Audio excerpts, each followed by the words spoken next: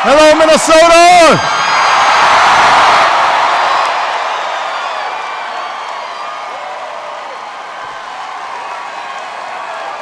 Hello, Minneapolis!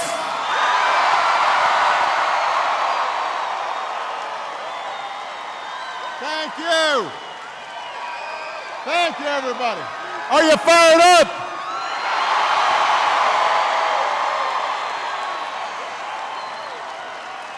Thank you. Thank you. Thank you, everybody.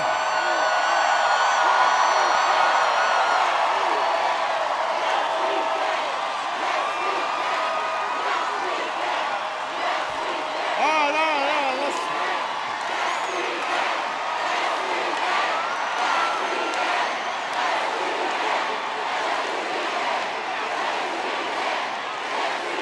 Thank you. Thank you. Thank you. Thank you, everybody. All right. Thank you. Everybody take a seat. Take a seat. Great to see you. It is good to see you all. It's good to be back in Minnesota.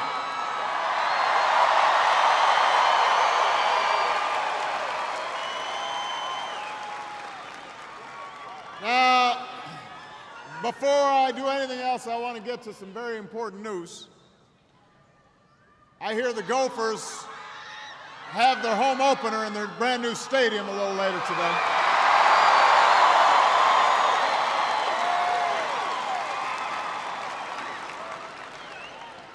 I want to make sure you know I wish the Gophers luck, but they are playing Air Force. And I have to fly back home on one of their planes in a few hours. So I got to be careful about what I say. We've got some wonderful people who are here today with me, and I just want to make some special acknowledgments. First of all, your two outstanding senators, Senator Amy Klobuchar and Senator Al Franken, are in the House.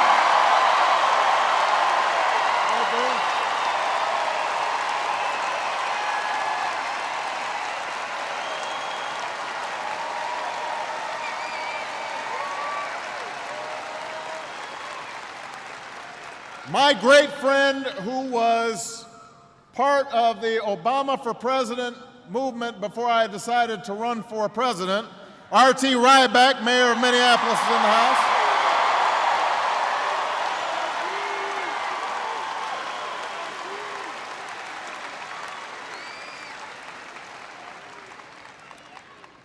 The mayor of the great city of St. Paul, Chris Coleman, is in the House.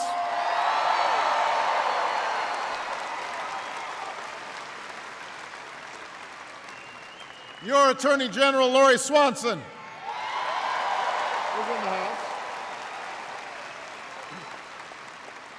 Your State Auditor, Rebecca Otto, is here. And one of the finest public servants in the country, my Secretary of Health and Human Services, Kathleen Sebelius, is here.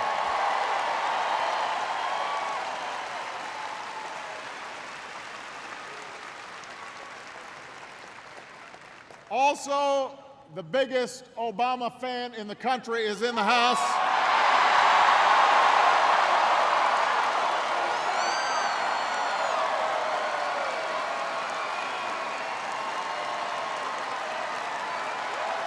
That's it. Love this guy.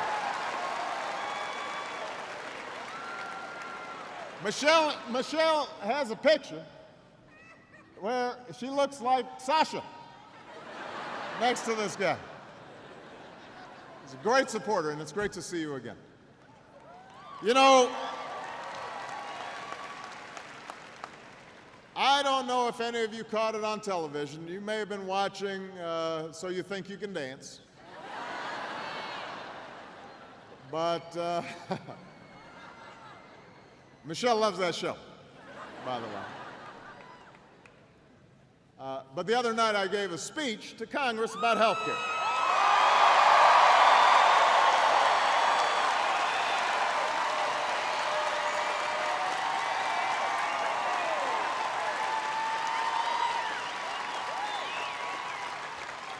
And I have to say, I can already see that this crowd is a lot more fun.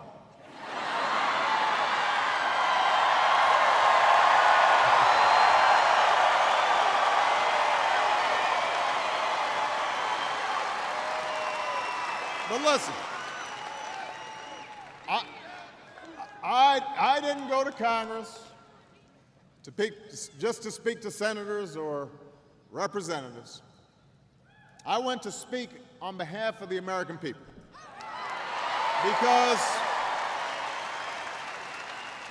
you see, I ran for this office because I believed it was time for a government that once again made possible the dreams of middle-class Americans, that were looking out for ordinary people. A government that understands the quiet struggles that you wrestle with at the kitchen table when you're going through all the bills, or when you're lying awake at night at the end of a long day and trying to figure out what you're going to do about health care for your children, or what you're going to do about the situation with your mortgage, worrying about how stable your job is and what's happening with the economy, seniors who are worrying about their retirement security. You know, and I know, that health care is one of those fundamental struggles. Because if you're one of the tens of millions of Americans who have no health insurance, you live every day just one accident or illness away from bankruptcy. And contrary to some of the myths out there, these aren't primarily people who are deep in poverty. A lot of those folks are on Medicaid. These are people who are working every day. These are middle-class Americans.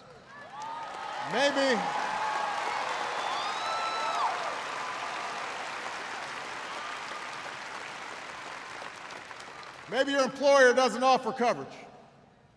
Maybe you're self-employed and you can't afford it because it costs you 3 times more in the marketplace than it does for big companies. Maybe you're one of the millions of Americans who've denied coverage because of a previous illness or condition. No fault of your own, but insurance companies decide it's too risky or too expensive for you to cover. In the last 12 months alone, 6 million more Americans lost their health insurance. 6 million more.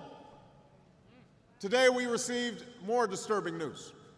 A new report from the Treasury Department found that nearly half of all Americans under 65 will lose their health coverage at some point over the next 10 years. Think about that. More than 1/3 will go without coverage for longer than 1 year. We got to do something.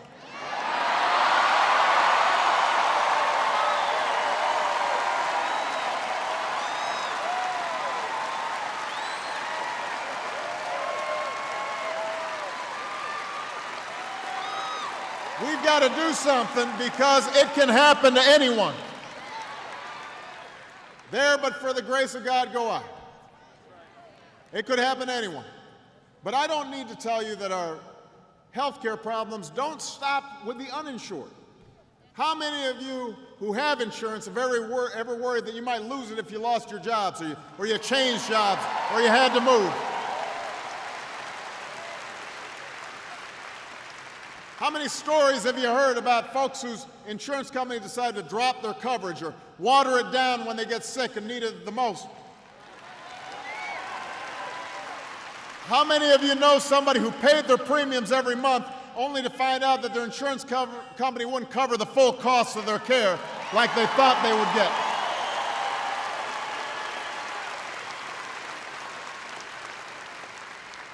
We've all heard these stories.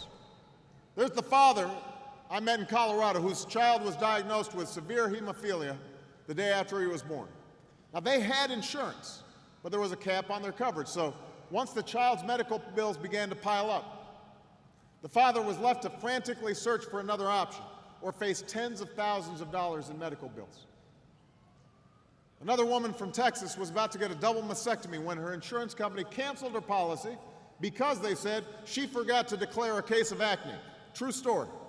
By the time she had her insurance reinstated, her breast cancer had more than doubled in size. Small business people. I got a letter just this week from a small businessman. He said, I don't know what to do. I've always provided health insurance for my families. But here, the attached bill shows that the premiums have gone up 48% in the last year. And I think that I'm probably going to have to stop providing health insurance for my employees. I don't want to, but I don't have a choice.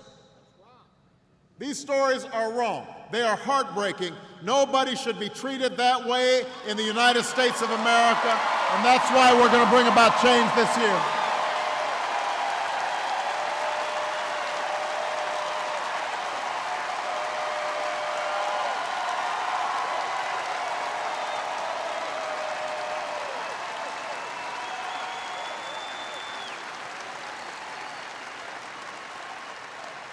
It has now been nearly a century since Teddy Roosevelt first called for health reform. It's been attempted by nearly every president and Congress since. And our failure to get it done, year after year, decade after decade, it has placed a burden on families, on businesses, and on taxpayers, and we can't stand it any longer. We cannot sustain it any longer.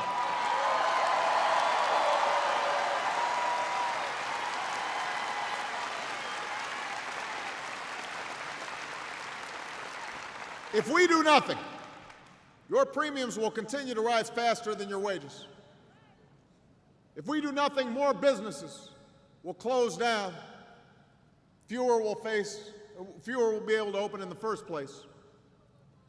If we do nothing, we will eventually spend more on Medicare and Medicaid than every other government program combined.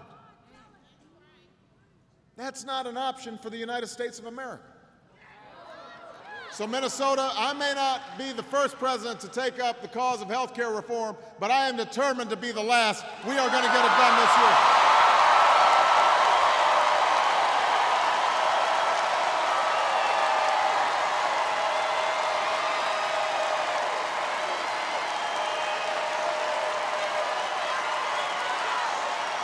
We are going to get it done this year. The good news, here's the good news. We are closer now to reform than we've ever been. We've debated this issue for better than a year now. And there's actually some solid agreement on about 80% of what needs to be done. That's never happened before. We've got, our overall efforts have been supported by an unprecedented coalition of doctors and nurses and hospitals and seniors groups. Even drug companies, many of whom were opposed to reform in the past, this time they recognize, you know what, this is not going to be stopped. We've got to get on board. Now, what we've also seen in these last few months is the same partisan spectacle that has left so many of you disappointed in Washington for so long. We've heard scare tactics instead of honest debate. Too many have used this opportunity to score short-term political points instead of working together to solve long-term challenges. I don't know if you agree with me, but I think the time for bickering is over. The time for games is past. Now's the time for action. Now's the time to deliver on health care for every American.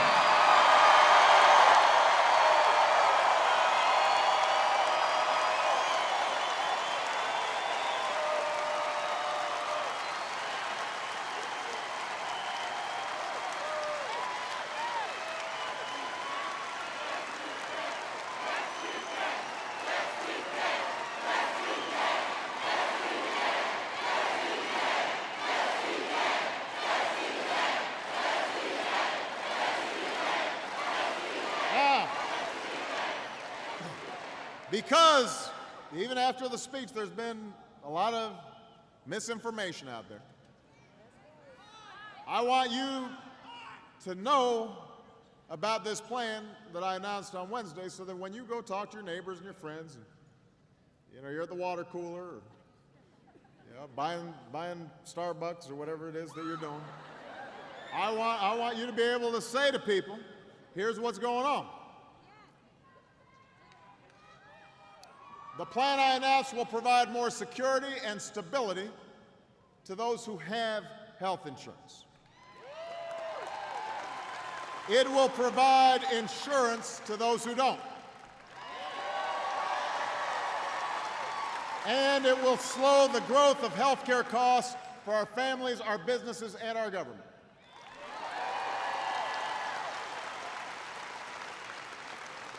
Let me give you some details. First of all, if you're among the hundreds of millions of Americans who already have health insurance through your job, or you've got health insurance through Medicare, or Medicaid, or the VA, nothing in this plan will require you or your employer to change your coverage or your doctor. All right? I want you to be clear about that. Let me repeat, nothing in this plan requires you to change what you have if you're happy with it. What this plan will do is to make your insurance work better for you. So under this plan, it will be against the law for insurance companies to deny you coverage because of a pre-existing condition.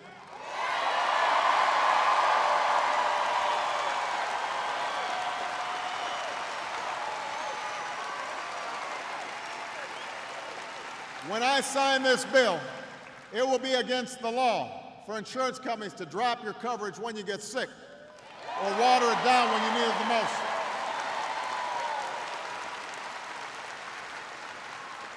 They will no longer be able to place some arbitrary cap on the amount of coverage you can receive in a given year or a lifetime. We will place a limit on how much you can be charged for out-of-pocket expenses, because in the United States of America, nobody should go broke because they got sick.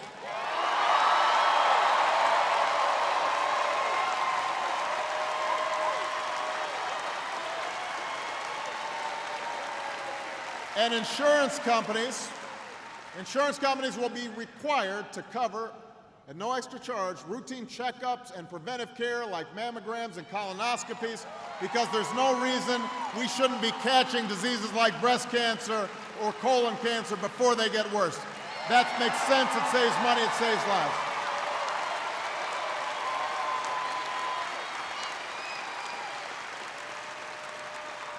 Now, if you're one of the tens of millions of Americans who don't currently have health insurance, the second part of this plan is going to finally offer you affordable choices.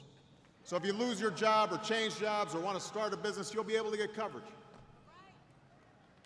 You will have confidence that affordable coverage is out there for you, and we will do this not contrary to what folks say by some government takeover of healthcare. We will do this by setting up a new insurance exchange, a marketplace where individuals and small businesses will be able to shop for an affordable health insurance plan that works for them.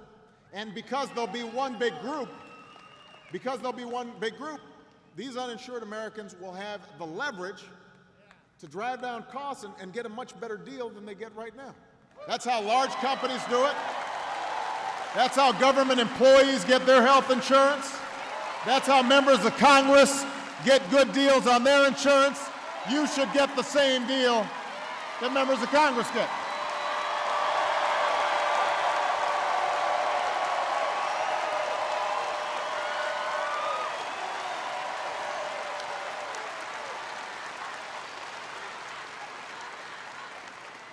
Now, if you still can't afford the lower price insurance available in the exchange, we're going to provide you or a small business owner tax credits so that they can do it. And the first few years that it takes to set up the exchange, because it will take a few years to get this all set up even after it passes. But in the meantime, we want to make sure people get some immediate help. So we're going to immediately offer Americans with pre-existing conditions who can't get coverage right now, we want to give them some low-cost coverage that will provide them protection from financial ruin if they become seriously ill.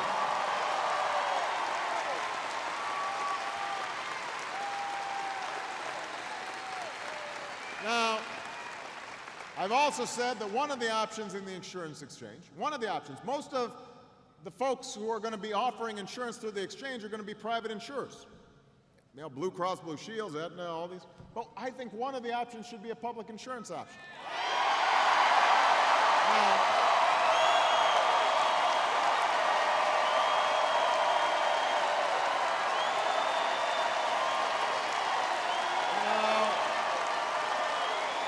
Now let me be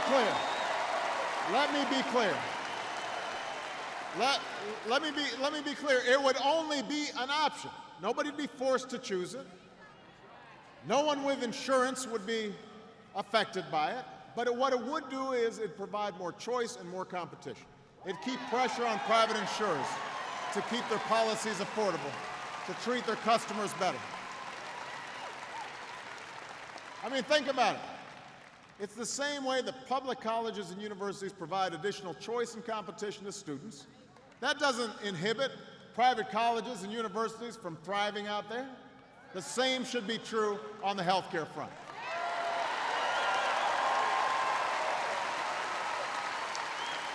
Now, Minnesota, I have said that I'm open to different ideas on how to set this up.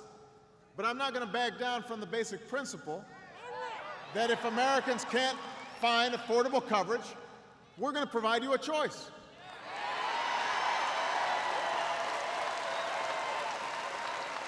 And I will make sure that no government bureaucrat or insurance company bureaucrat gets between you and the coverage that you need. That's a promise I will make.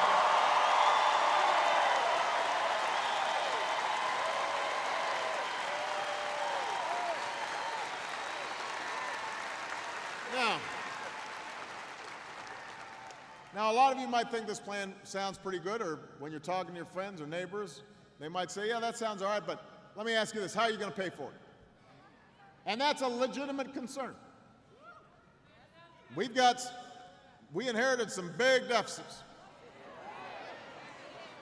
and some big debt.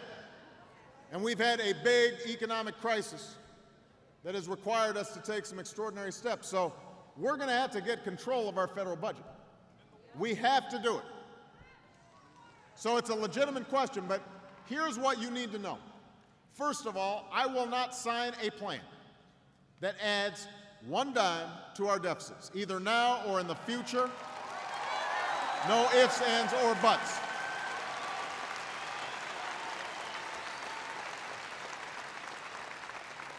Part of the reason that I faced these trillion-dollar deficits when I walked into the door of the White House is because there were a lot of initiatives over the last decade that weren't paid for, from the Iraq War to tax breaks for the wealthy. I will not make the same mistake when it comes to health care.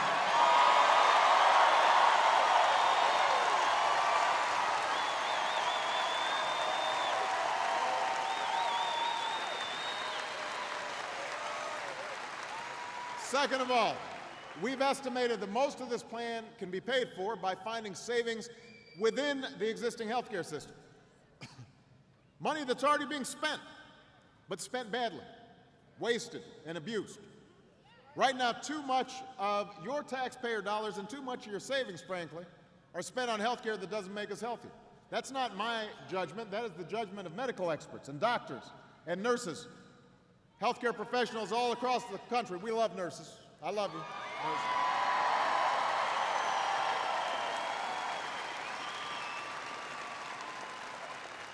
As I said on Wednesday night, this is also true when it comes to Medicare and Medicaid. And Medicare is one of these issues that has been really distorted in the debate. So I spoke directly to seniors on Wednesday. I want to repeat what I said. We have stood up for 4 decades for the principle that after a lifetime of hard work, our seniors should not be left to struggle with medical bills they can't pay.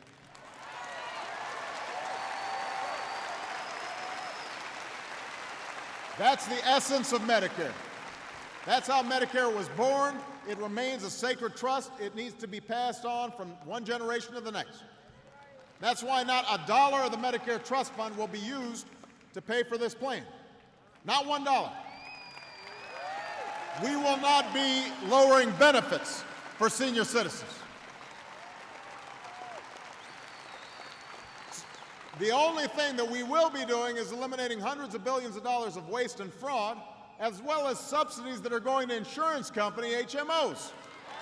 Subsidies that have their profits but don't improve care.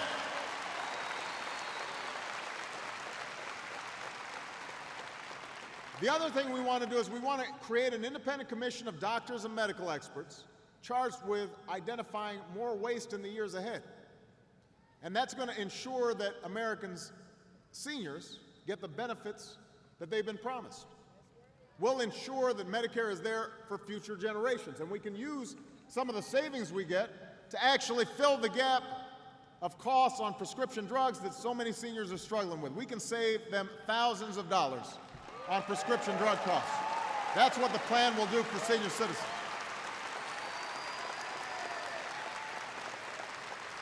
So don't pay attention to these scary stories about how your benefits will be cut. That will not happen on my watch. In fact, the folks who are making the accusations, they're the ones who've been talking about cutting Medicare in the past. I will protect Medicare.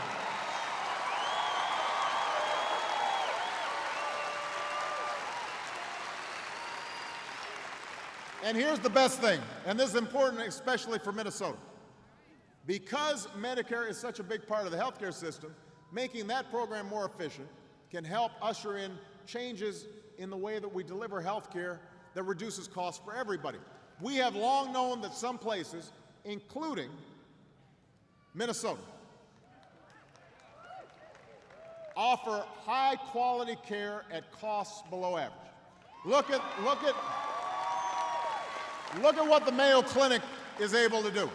It's got the best quality and the lowest cost of just about any system in the country.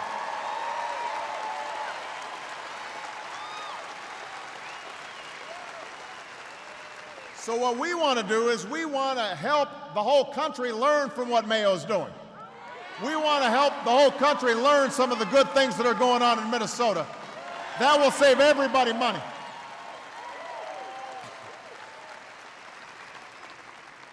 The commission can help encourage the adoption of common sense best practices, everything from reducing infection rates for hospitals to helping teach doctors how to work together, so when you go to the doctor's office, you don't have to take a test each time you see a doctor. You take one test and they email it to every doctor. Common sense stuff like that. Now, this is the plan I'm proposing. It incorporates ideas from Democrats and Republicans. And I'm going to keep on seeking common ground in the weeks ahead. And I've said to everybody in Congress, if you come to me with a set of serious proposals, I'm going to be there to listen, and my door is going to be open. But I also said, some of you heard me on Wednesday night, I will not waste time with people who think that it's just good politics to kill health care.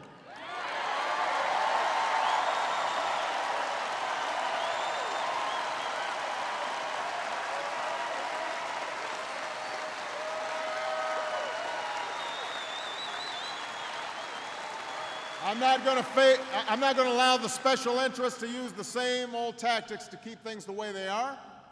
I'm not going to let people misrepresent what's in my plan.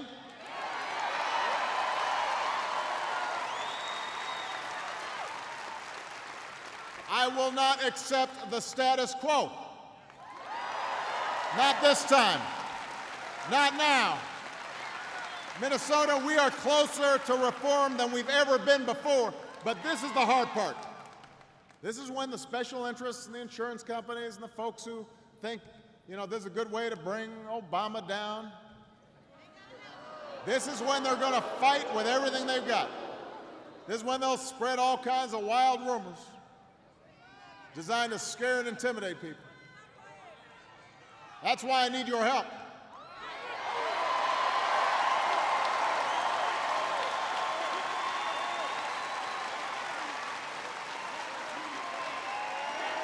You know, there have been some of the pundits in Washington who've been saying, well, maybe you've been, trying to do too much. Maybe you've been pushing too far, too fast. And I try to remind them, I said, listen, I never said change would be easy. Change is hard. It's always been hard. When FDR decided that Social Security was something that seniors needed, when FDR introduced Social Security, you know what happened? They called it socialism. But senior citizens decided that, you know what? If I've got some protection in my golden years, that's something that's worth fighting for. When Medicare was introduced as an idea, they said there's going to be a government takeover of Medicare, but imagine what seniors would be dealing with right now if they didn't have Medicare. Every time we've made progress, it's because ordinary people banded together and they stood up and they said, we've got to make progress, and we're going to push and we're going to prod until Washington finally reacts, finally responds.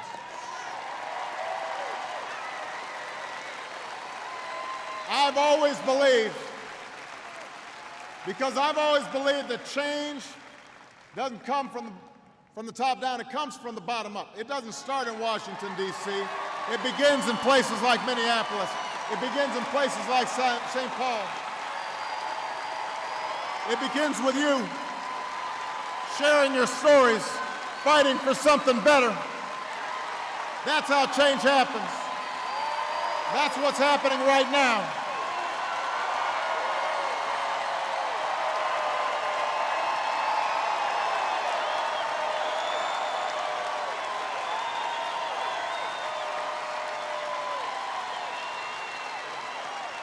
So, you know, I asked you at the beginning of the rally whether you were fired up. And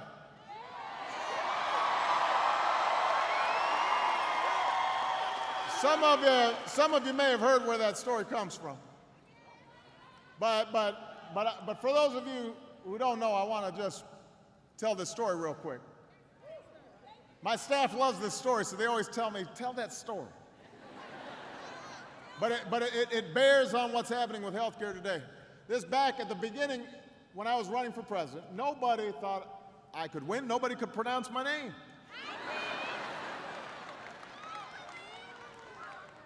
And nobody except RT. That was the only person who believed. So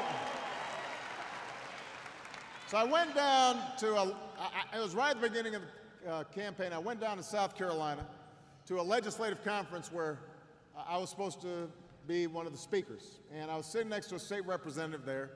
Nobody was that excited to see me. You know, but I really needed some support and endorsements because South Carolina was an early state. So I said to the state representatives, will you endorse my campaign?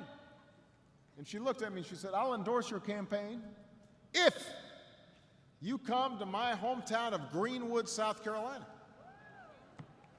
So I had some wine and I was feeling kind of desperate. I said, yes, I'll come to Greenwood. Be happy to do it. Only to find out that Greenwood's like an hour and a half from every place else. You can't fly into Greenwood. About a month later, I've been campaigning in Iowa for weeks. I haven't seen my family. I've got some Iowa folks in the house. I'm exhausted. I get into Greenville, South Carolina about midnight. I get to my hotel about 1 o'clock. I'm dragging to the hotel. I'm carrying my bags, ready to hit the pillow, and suddenly my staff says, sir? I said, what? I said, sir, you have to be in the car at 6:30 tomorrow. In the morning. I said, why is that? They said, because you've got to go to Greenwood like you promised. Next morning I wake up and I feel awful. I feel terrible. I'm exhausted. And I stagger over to the window to pull open the blinds. And it's pouring down rain outside. Terrible day. And I go out and I get some coffee and open up the newspaper. Bad story about me in the New York Times. I pack up, I go downstairs. As I'm walking in the car, my umbrella blows open, and I get drenched. So by the time I'm in the car, I'm wet, and I'm sleepy, and I'm mad. And I drive, and we drive, and we drive, and we drive. Hour and a half, we just keep on driving. Finally, we get to Greenwood. Although you don't know that you're in Greenwood right away. It's not like Minneapolis. So there's a little field house in a park, and we go into the field house. I walk in, I get a little more wet. I walk in, there, lo and behold, 20 people there. 20 people. And I'm already thinking about the fact I've got another hour and a half I've got to drive back. And they're all kind of damp, and they don't look like they're that happy to be there. The state rep had dragged them to the meeting. But that's okay. I have a job to do. I'm running for president. I shake their hand. I say, how do you do? What do you do? Nice to meet you. Suddenly I hear this voice shout out behind me. Fired up! And I almost jump out of my shoes. But everybody else acts like this is normal, and they all say, fired up. Then I hear this voice, ready to go. And the people around me, they just say, ready to go. I don't know what's going on, so I look behind me, and there's this little woman there. She's about 5'2", 5'3". She's maybe 50, 60 years old. And she looks like she's dressed for church. She's got a big church hat. And she's just grinning at me, just smiling. And she points at me and she says, fired up!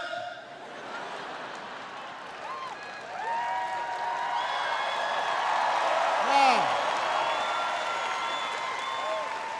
wait, the story gets better here. It turns out that she is a city councilwoman from Greenwood named Heath Child. That's her name. And she's also known as the chant lady because she does this chant wherever she goes. She goes, fired up, ready to go, ready to go. And she does this at every event she goes to. She's also, by the way, we discovered later, she's also moonlights as a private detective, but that's a true story, true story. But she's well known for her chant, so for the next 5 minutes, she starts chanting. She says, fired up, and everybody says, fired up, and ready to go, ready to go. And this just keeps on going on, and I realize I'm being upstaged by this woman. And she's getting all the attention, and I'm standing there looking at my staff, and they're shrugging their shoulders. But here's the thing, Minneapolis, after about a minute, maybe two, I'm feeling kind of fired up.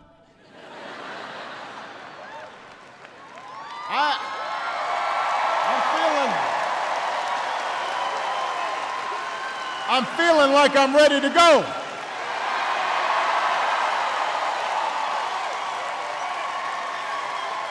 And so for the rest of the day, every time I saw my staff, I'd say, are you fired up? And they say, I'm fired up. Are you ready to go? They say, I'm ready to go. And it goes to show you how one voice can change a room.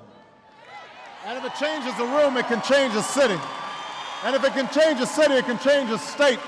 And if it can change a state, it can change a nation. If it changes the nation, it can change the world. It can bring health care to every American. It can lower our costs. It can make your insurance more secure. I want to know, Minnesota, are you fired up? Ready to go? Fired up? Ready to go? Fired up? Ready to go? They can't stop us. Let's go get this done. Thank you, everybody. God bless you.